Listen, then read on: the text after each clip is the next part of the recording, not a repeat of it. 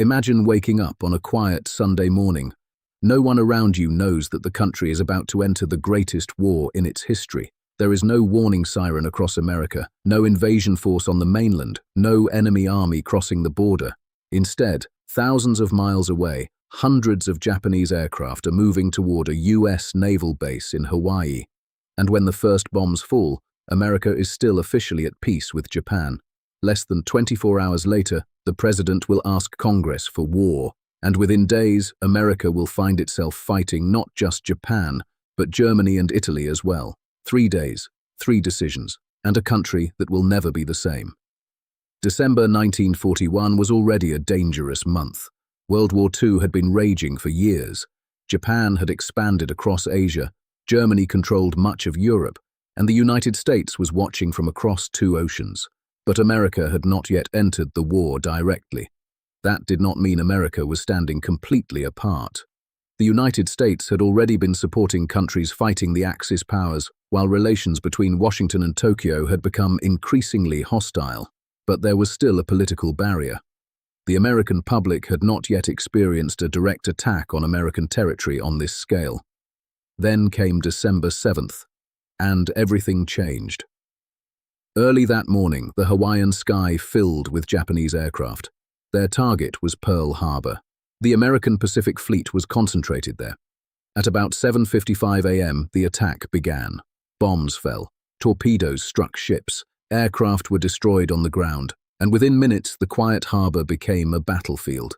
The attack lasted less than 2 hours, but its effect would last for generations. More than 3,500 Americans were killed or wounded, and major American naval and air assets were destroyed or damaged.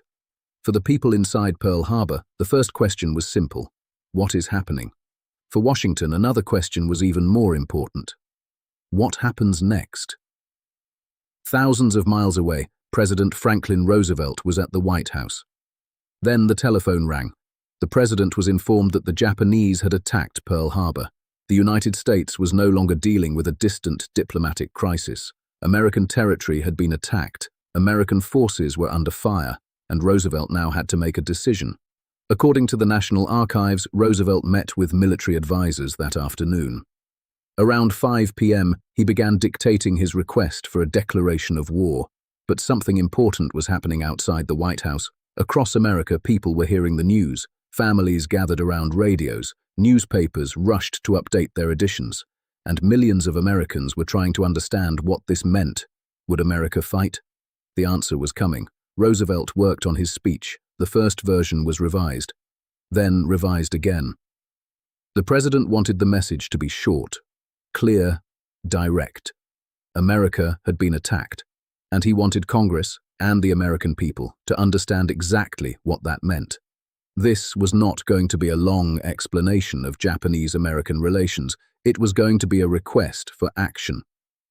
By the end of the night, the speech was ready, but the most important decision had not yet been made. Congress still had to vote, and the American people were waiting. The next day, Roosevelt walked into Congress. It had been only 1 day since the attack. At 12:30 p.m., he addressed a joint session of Congress and the nation by radio. He described what had happened. He explained that the United States had been attacked while diplomatic conversations with Japan were still taking place. Then he asked Congress to recognize a state of war between the United States and Japan. The response was extraordinarily fast. The Senate voted unanimously. In the House, only one member voted against the declaration. That member was Representative Jeannette Rankin.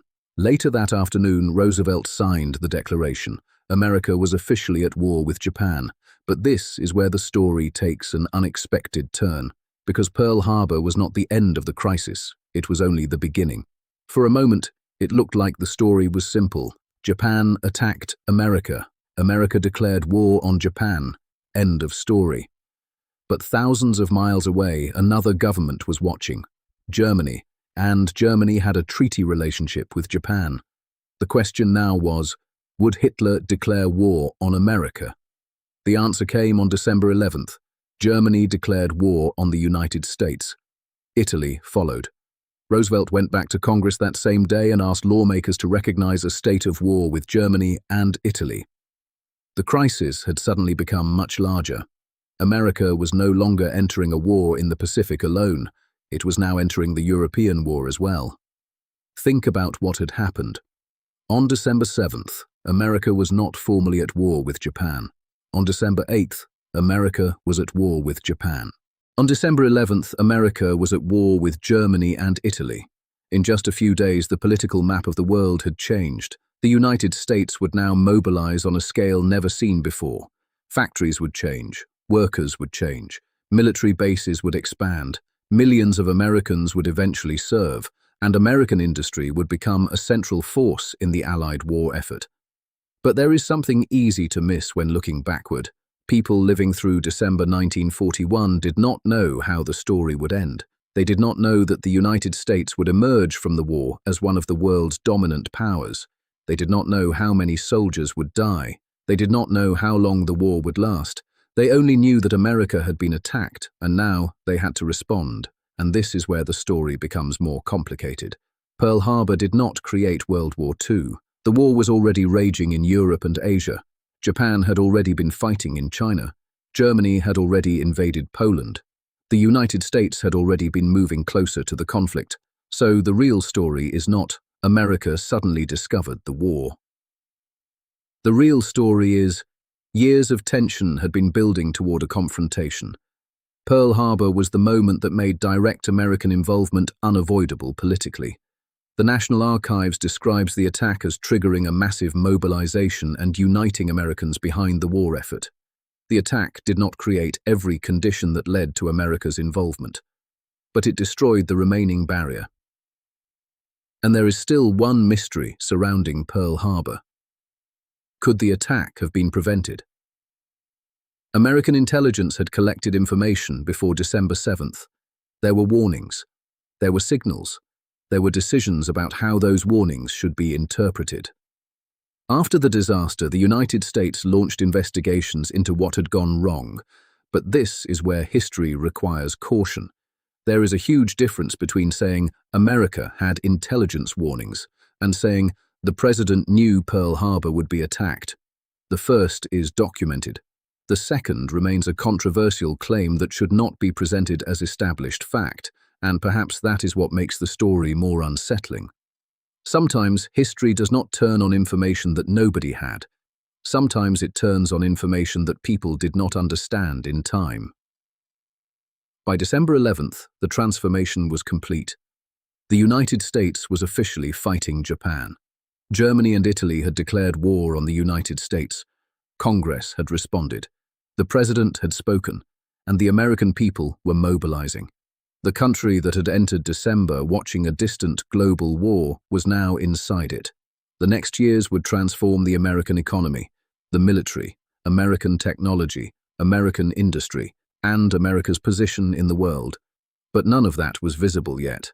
On December 11th, 1941, Americans could not see the future. They could only see the next decision. And that may be the most important lesson of these days. History often looks inevitable when we look backward. We know what happened next. We know America won.